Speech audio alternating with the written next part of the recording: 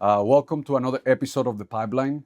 This podcast is dedicated to agents, brokers, developers in the industry, and our goal is to share what our partners and friends who have been in the industry and have built amazing businesses and provided a lot of value to their clients have done to build their pipelines, to grow their business, and ultimately provide value to their clients as well. And today I have a very special guest. His name is Anthony Askowitz. I'm very proud to be his partner and learning from him today. To give you a little bit of context, Anthony has been in the industry for 37 years, started his real estate career.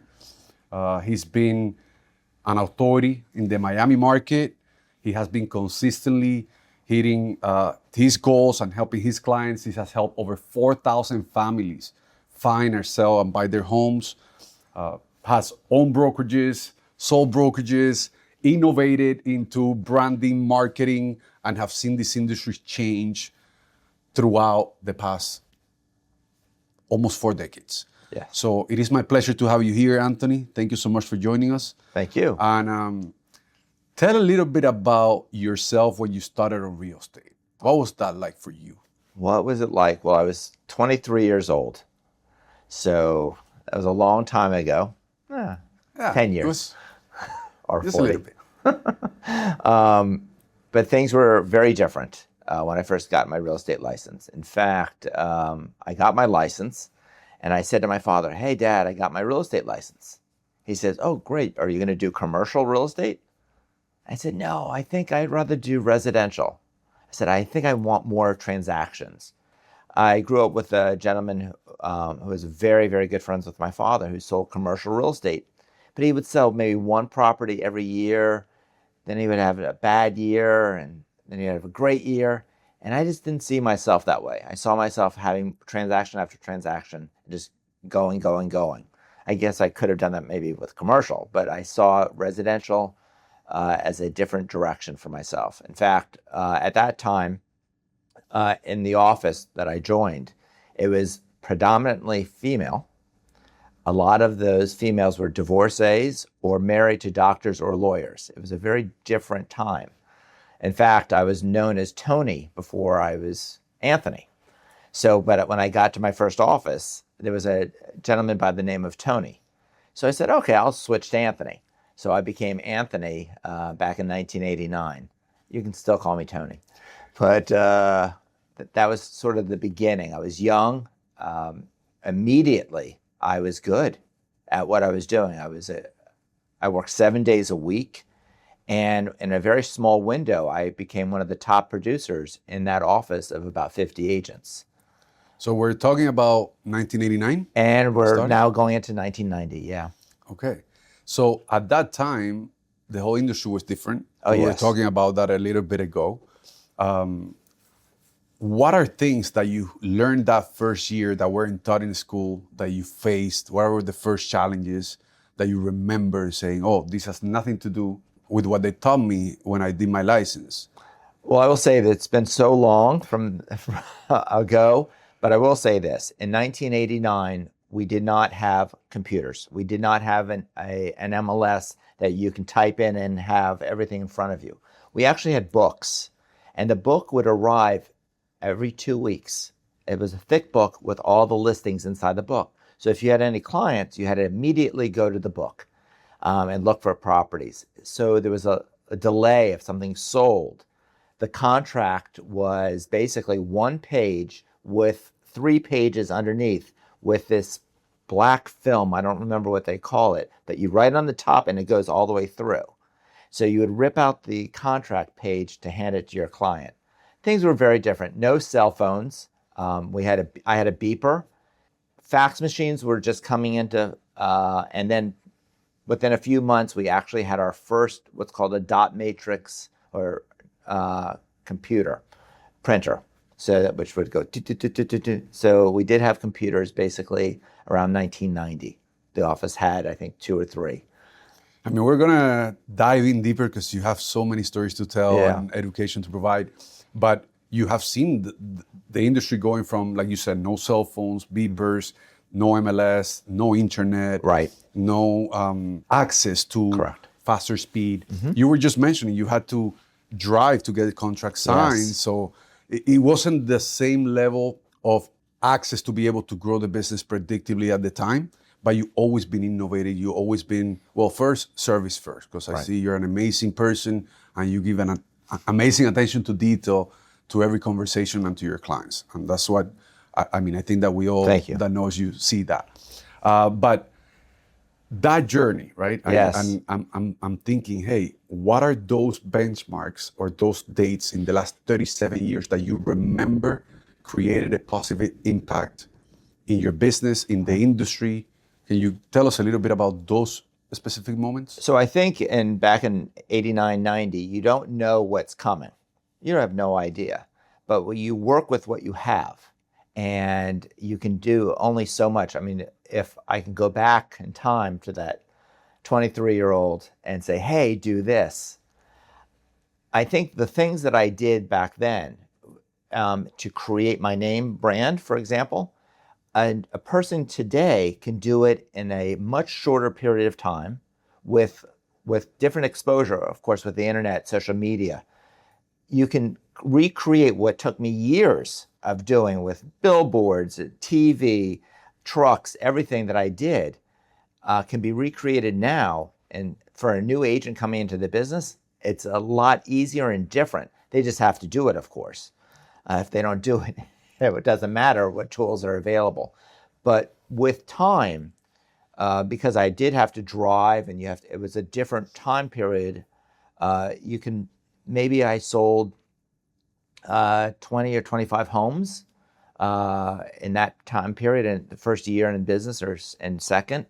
But today, with the internet, with electronic signatures, with the ability to really be more in one place at the same time with marketing, I could be here where my business is still going. And that's something that we didn't really have as the ability to back then. I remember there was an agent in my office, and she sold a house for $500,000. Okay, this is probably 1990. $500,000. She's jumping up and down, running around like it was the biggest sale ever. And it was. In 1990, to sell a $500,000 home, that's like a $6-7 million home today. And it was just really exciting to see. But that energy and the times, I see agents today that will shrug off a $100,000, $200,000 sale. But back in 1990, a $100,000 sale was a big time. It was really a lot. And I believe in, no matter what the sales price is of a home, condo, rental, it doesn't matter. Those people deserve to have an agent who's going to be attentive to them. So for me, I've always been about units. I'm not about volume. Would my car drive to Gables by the Sea? Oh, yes. It would be happy to. Or Cocoa Plum, no problem. But I think that if a consumer or seller wants me, they're going to get me. And it does not matter the price. And remember, too, those same people who are going to sell a $500,000 house today or $50,000 condo 37 years ago, they have friends, they have family. And those people will keep you in business for 37 years. And that's what I learned. And the same person you sell a house to 30-something years ago, 15 years later, they call you to sell your house again. Then they move and they call you again. And the amount of people that I've bought and sold for the same family, the same couple, multiple times. Unfortunately, sometimes it was at the beginning and now they're heading off into a different lifestyle. Over 37 years, you meet them all. And it's really nice to see that progress and that circle of life type of thing that goes on. But if you learn early on that referrals are the basis of your business, and that relationship that you build with those clients, customers, friends, will last you your entire career. And I learned that early. And that's something that I would never change. We usually have this conversation often where, again, being in the industry, you see that there is people looking at the seasonal transactions, they're seasonal agents, they're looking at the money sign, they're not thinking about building the relationship and servicing their clients the best they can, right? Nobody's perfect, but as long as you're doing the best you can, that client will trust you, will value your help and expertise. And like you said, they might become referrals for a lifetime. They'll become partners for a lifetime. And I think that's very important because we were talking about this earlier, and I want your intake on this because two things were highlighted right now while you were talking that. Okay. One is the importance to adapt to thrive. Okay. Because we don't know where we're going to be in 5 years with new technology arising or what the market is going to be like.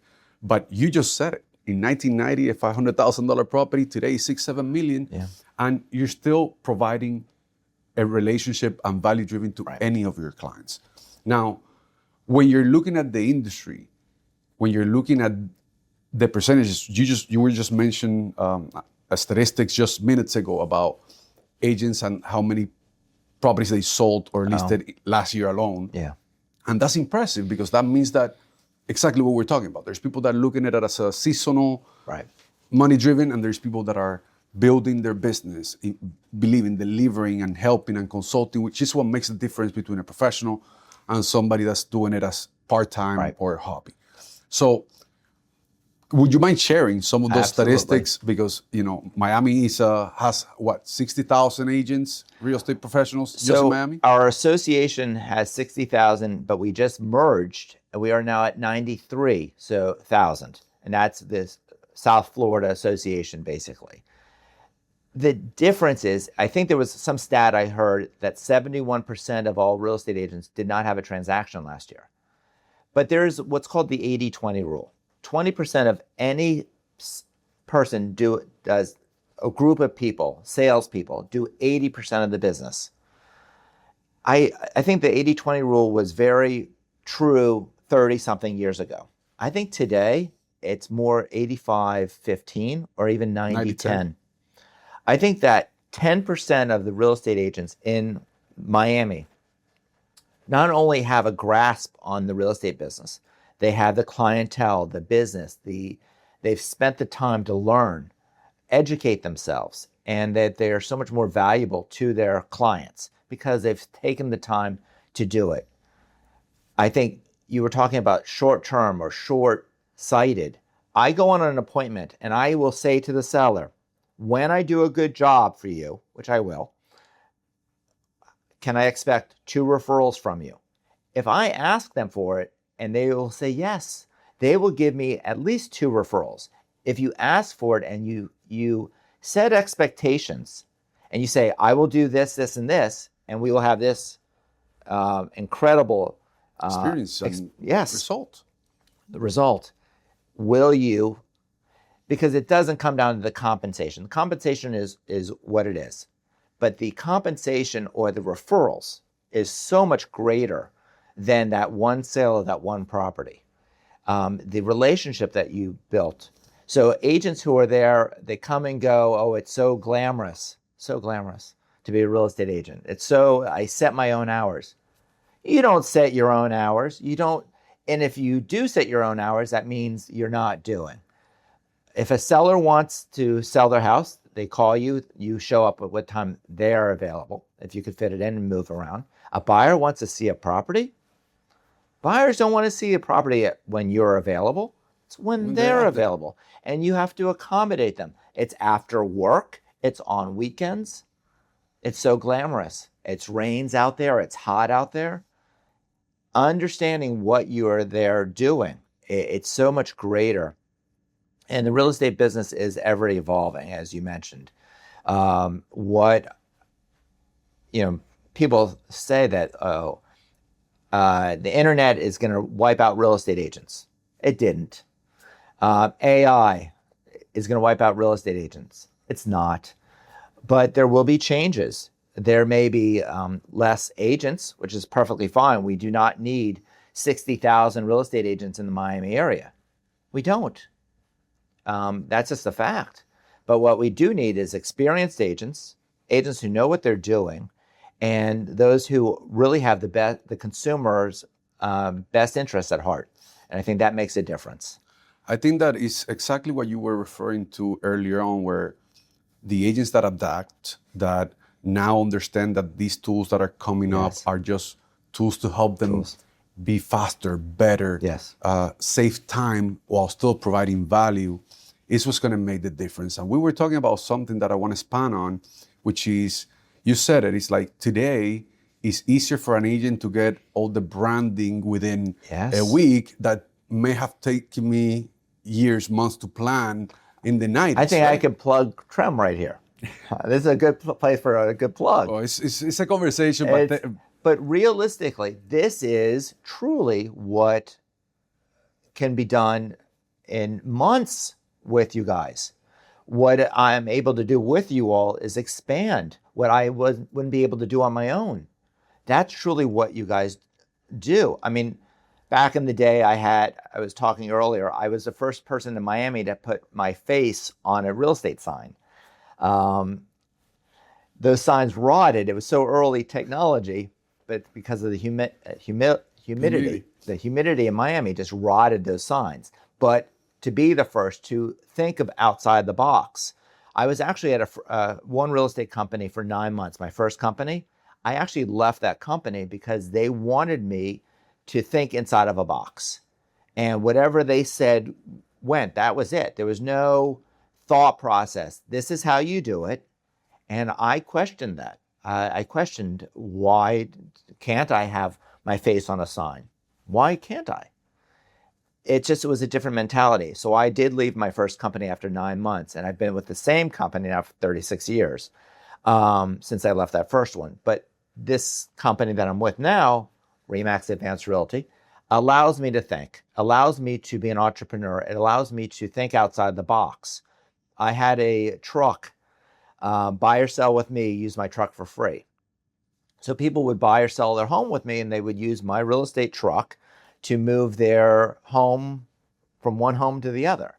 And people would say, oh, I saw one of your trucks, plural. I only had one, but that truck was all over the place. It was being used.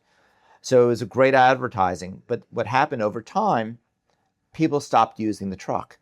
People started using moving companies and just costs, and to have a house in Miami, basically, the truck became obsolete. But I used that truck for a good 20 some odd years. Actually, I had ended up 3 trucks over time. First one, second one, then the third one, but one at a time. So, well, I think that people that have been in the industry for this long might remember the truck. They might remember the Askowitz TV commercials. Yes. Your adaptation to, the whole process. Sure. And now with us, our goal is to establish it digitally, because you have also a broader reach now that you can get to everybody's phones, devices, be in front of the people that you want to work with. Your reach is so great. And I was telling Stefan, who's over there. He's our partner, and we always give a shout out to him because he's our chief marketing officer. I think he's in great. The studio. He's amazing. So I enjoy reaching out to him and texting him with that, hey, I just got a lead from you guys based on what you guys have produced. I got a call yesterday. It's not 100% that it's from you all, but I think it is, because it's not something I did. And they found me, one, because I'm with RE/MAX, and they were looking specifically for a RE/MAX agent, but they were in Canada. So how did they find me? It's because of everything that you guys are doing.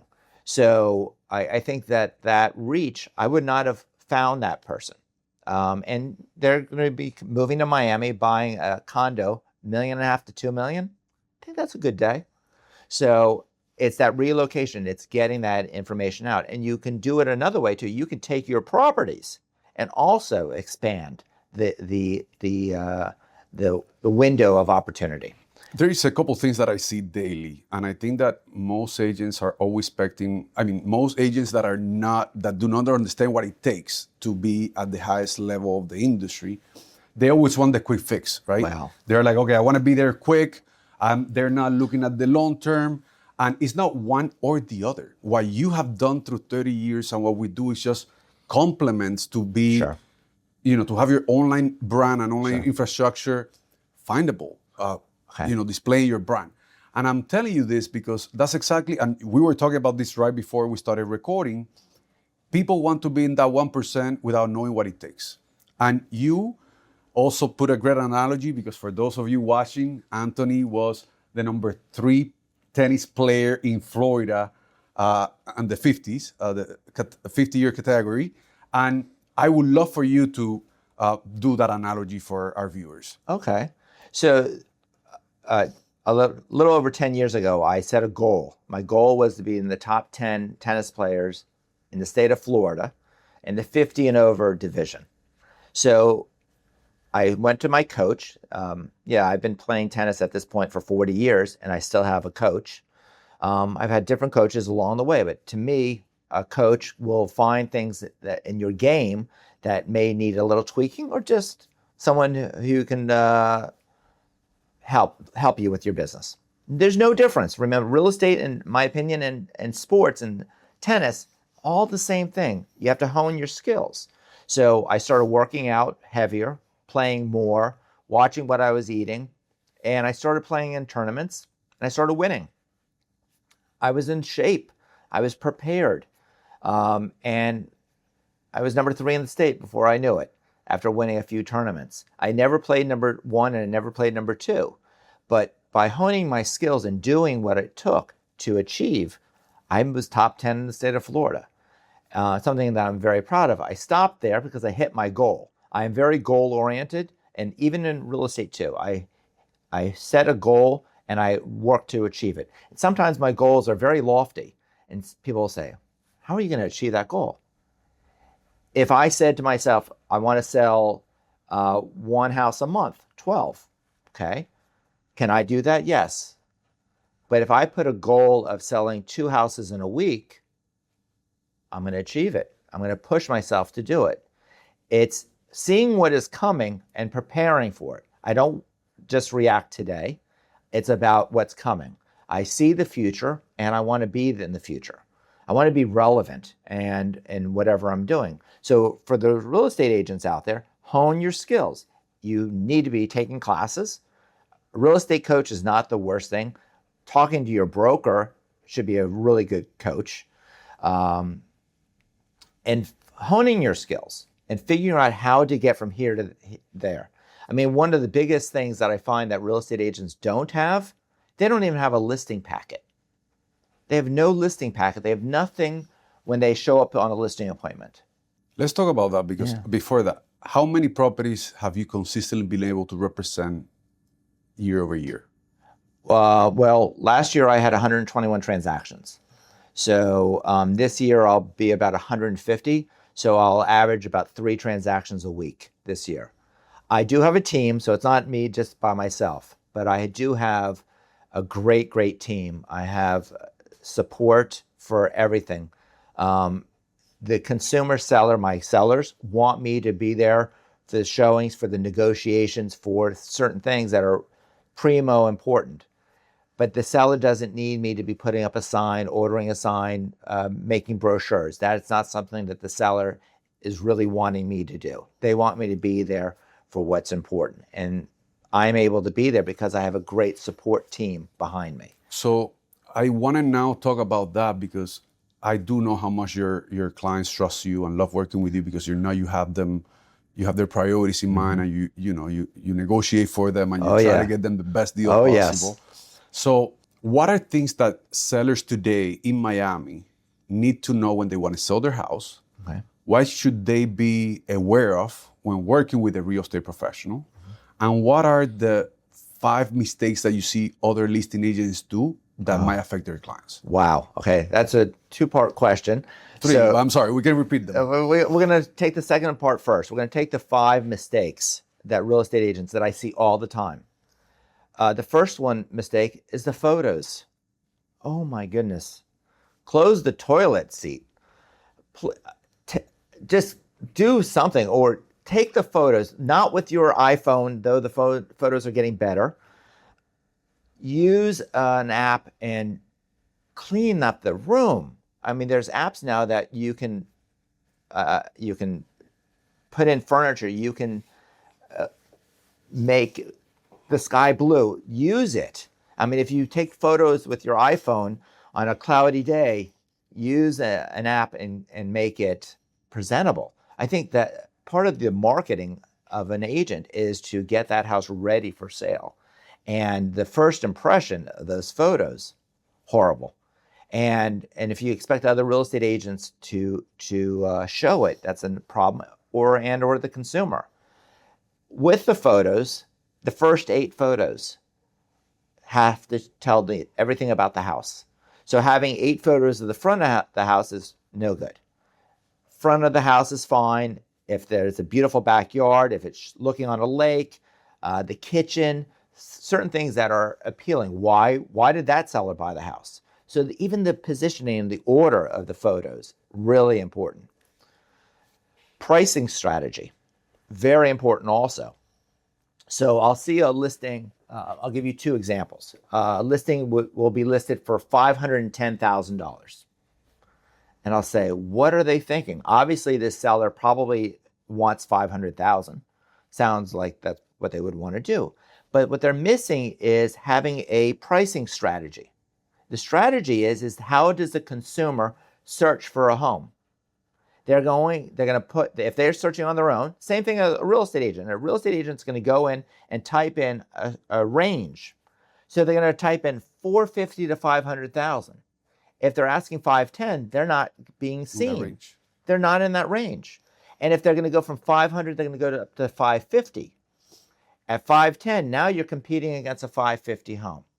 So having a strategy and understanding that. And it goes the same way too. I used to price everything at 499,983 actually was my good luck numbers. But I did away with that because of this pricing strategy. Because up to 500,000, they would see it. But if 500,000 was their bottom number at 499, it's not seen. And along that same line, a seller, sometimes they'll price that same house, let's say at 495. That seller has given away $5,000 before they ever started. Negotiations, get that $5,000, price it at 500,000. It's the same buyer, looks at it at 500,000 or 495, same buyer. So there is a difference in real estate agents. There's a difference in strategy, a different way of looking at things. Everything has to be done well, thought out from start to finish. There's no halfway. So I think, was that 3? Those are 3. Now, maybe some on the contracts, issues that you see when selling a house. So along the same lines, how long does it take to upload the seller's disclosure? It should be there. Being prepared, all the information, accuracy of what is inputted, garbage in, garbage out, accuracy. And I find so many mistakes on other real estate agents' input sheets of what they put in there.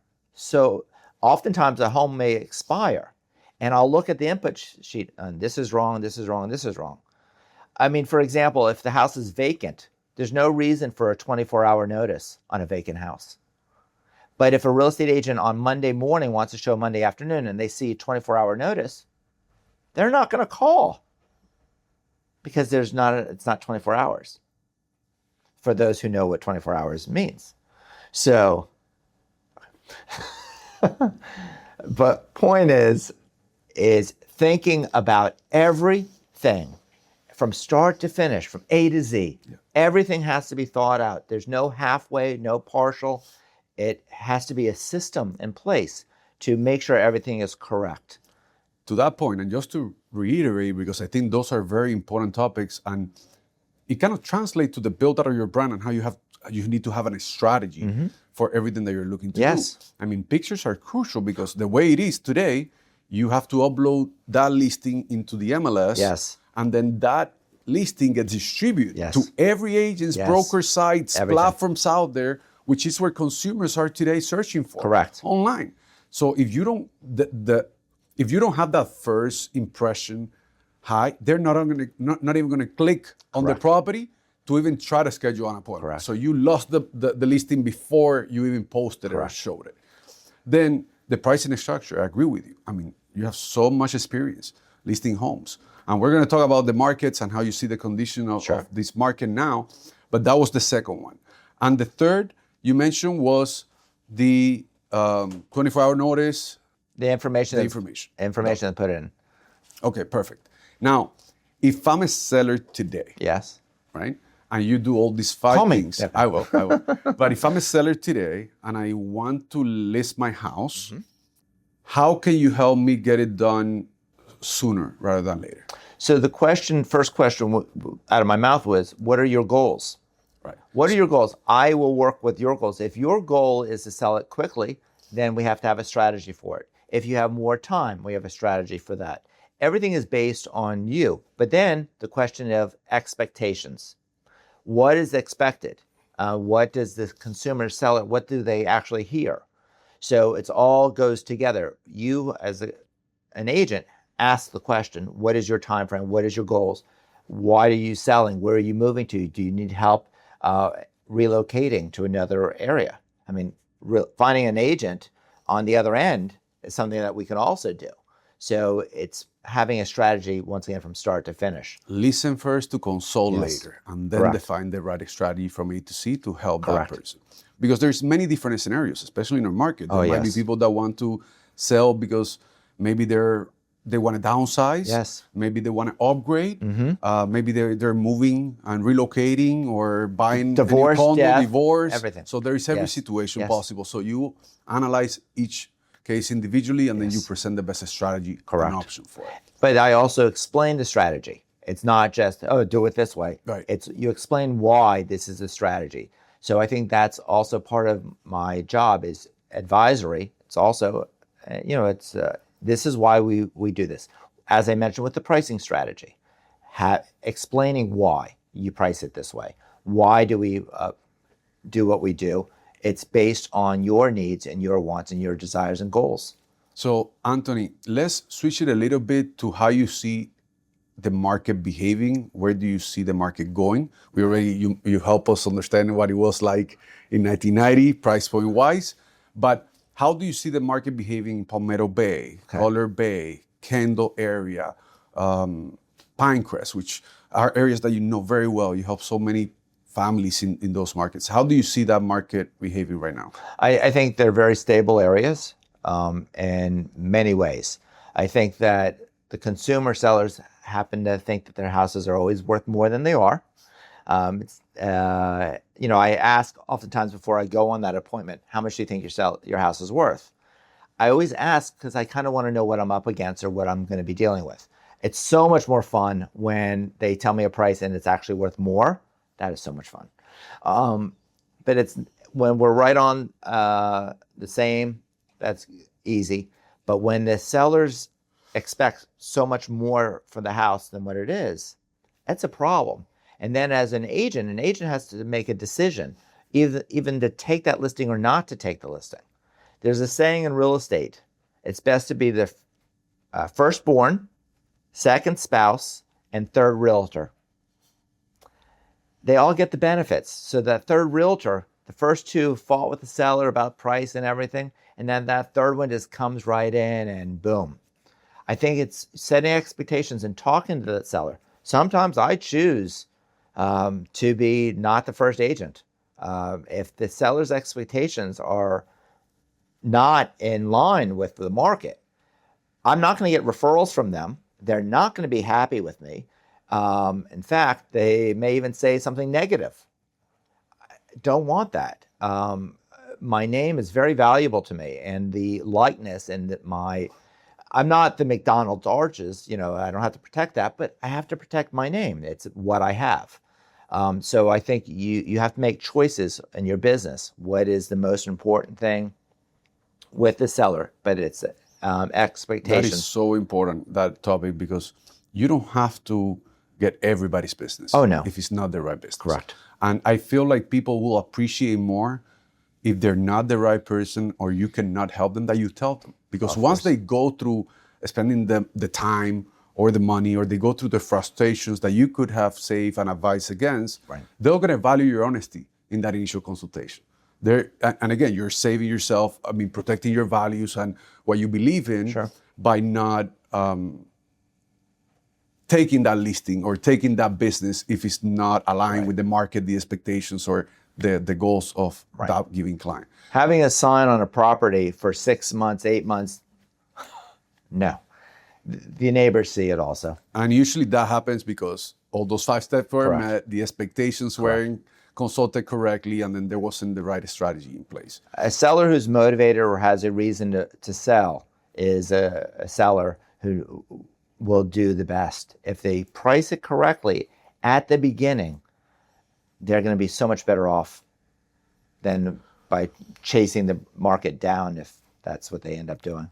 Anthony, part of the purpose of this podcast too is to kind of bring light to agents who wants to, if they're starting, build a career in real estate, or if they're already in the industry, how can they elevate and predictably grow their business? Okay. You've been innovating, investing in yourself, in your name, in your brand for over 36 years, 37 years. So I want your feedback and I want your opinion for them on how they can today, I mean, besides everything else that I've told you, being value-driven and service-driven first, but how can they succeed? Because like you said, in order to stay in the game for longer, you have to adapt, you have to thrive, you have to learn, you have to continue to improve, hone on your skills, and provide value to your clients through the 5 strategies. But if I'm a new agent, if I've been on the business, and I'm no longer looking for a quick solution, I'm looking at the long term, what are things that you recommend them to help them in their business? Okay, well, this may be a little controversial, some of the things I'm going to say, but I'm going to say it. First thing is do what is best for the consumer, not what is best for you. That's numero uno. Agents choose companies that they perceive is better for them, if it splits or whatever it is. But the consumer, the seller has a choice. The seller has a choice. They can buy a watch. They can buy a Rolex or a Swatch watch. They both tell time. Which one does the seller want? I will prefer the Rolex. Okay. It has the brand trust. I like the history. Perfect. It does tell the time, but yes. That is what the consumer wants. Just what you said, the Rolex. Are you wearing a Rolex right now, actually? Right now, yes, I am. Oh, look at that. You chose to wear a Rolex instead of a Swatch. The consumer, seller, can choose a Rolex or a Swatch. They both can sell real estate. They both tell time. But what does that consumer want? They want a Ferrari. They want the name brand to go with it. And a lot of the agents out there don't have a name brand yet. So you should rely on your companies. I've been at the same company for 36 years, and the company I was with before had a name brand also. The company I'm with, Remax, is in 120 countries throughout the world. Do you think I don't use that on a listing appointment? That everyone knows our name? That people will have no problem putting $50,000, $100,000 into our escrow account because we're Remax, because they know it? That if they go to any foreign country, they see it everywhere. Understanding the consumer, doing what the consumer wants, what's best for them. So I think that's the first thing. Second thing is being in an office that is conducive to growth, that has the yellow brick road of how to get to Oz, how to get to that goals. I think it makes a difference. A lot of people or brokers are good teachers, but they may not be good coaches or producers. I find that, to me, having someone who produces or surrounding myself with people who produce is a benefit to me. Being around like-minded people. I'll give you another analogy. Sports. We like sports. But if you play basketball with my 3 daughters, you're going to play at a certain level, though they're very good. Okay? But if you play basketball with the Miami Heat, you're going to play at a higher level. So agents will choose an office because it's around the corner or their best friend sent them there or whatever. There's a saying about you surround yourself, your 5 best friends are your determine your future. So if you surround yourself with people who produce more than you, it's gonna push you. And the amount of agents that I find that choose to go to a small boutique office, which sounds nice, but the sellers aren't calling them to, they're not competing on interviews for listing appointments. The big boys are. Opportunities, extras, all of these intangibles that you get with being with a name brand company. And there's other name brand companies out there other than Remax. But for Remax, for me, has been the best place that I can ever imagine for me. I think for those who want to produce and achieve, the average Remax agent, for example, this is not a commercial for Remax, but it is, I guess, outsells everyone else 2-1. This is nationally. A Remax agent sells 2 times more than any other company. You surround yourself with higher quality. The intangibles, referrals that come in. There's so many benefits of being with. And I think, once again, agents are short-sighted that they will choose an office for the 110% split. The 100, there's nothing. 100% of nothing is not as good as 50% of something. And when I first started in the business, I'm going to tell you, I was at a 47.5% split, meaning I got 47.5 and my company got the rest. That's what it was back then. Granted, the structure is a lot changed now in those 30 plus years. But what hasn't changed to me is the consumer wanting the Rolex and going in there prepared and knowing what you have to offer. I think it's a big difference. Education. There are a lot of education opportunities out there that people are not taking the chance to learn. I mean, they should know what the contract looks like backwards and forwards, the sales contract, the listing contract, know about homestead exemption, portability, know about basic laws that are available to them. And I think by not knowing these things, put them at a disadvantage. And every listing for every agent out there has a huge value. What is the value? If the value of a listing is, let's say, $15,000, let's use that as a number. What would you do for $15,000? What would you do? You go streaking down the street naked for $15,000. It's what are you willing to do? So the idea is concentrate on your business, work your business. Don't be watching The Bachelor or The Bachelorette. Do your business, work your business. That 23-year-old understood that he could give up his weekends and work 7 days a week for the future. He understood that. He understood certain things. If you get your sphere of influence, put it together now, you do your database, get it all ready, then you don't have to do it in 10 years, 5 years. You just add to it. Setting up your systems today, those nuts and bolts today, helps you down the road. It's all about what you want to achieve. And I think it all goes together. I like that a lot because, I mean, even from different backgrounds, nowadays you have so much smoke and mirrors out there. Oh, yes. Right? You have so many gurus telling you how you can be a millionaire overnight and how you don't need to spend time or sacrifice to succeed. But my partner, Steven, and we always talk about this, is like overnight success sometimes takes 10 years or 20. And you have to sharpen the axe. You have to be better. You have to educate yourself and dedicate yourself if you want to be better and build something that lasts. And I think that's a fantastic point that, that you're giving to everybody that's watching and to me, because I look up to you and I appreciate you being here today. And I think you're wearing the dot with everything that you said. And it applies not only to the real estate industry, it applies to everybody and to everything that you're willing to do and sacrifice for from the 23-year-old to the almost 60. Under 3. Almost 60.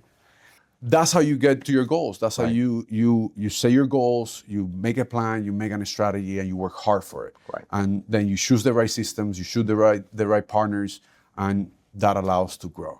So I do value you a lot. I appreciate you so much for being here today with me and sharing this space. I hope that everybody on the other side of the camera and the other side of the channel enjoys it too. And if any of you are looking to contact Anthony, you can go to askowitz.com or how can they find you online?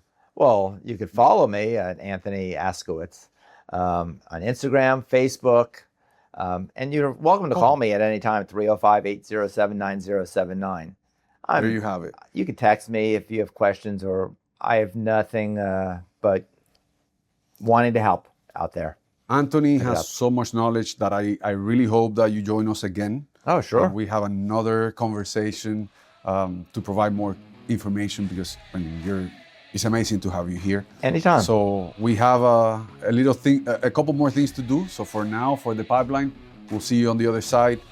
Thank you so much for being here. Pleasure. Really appreciate you.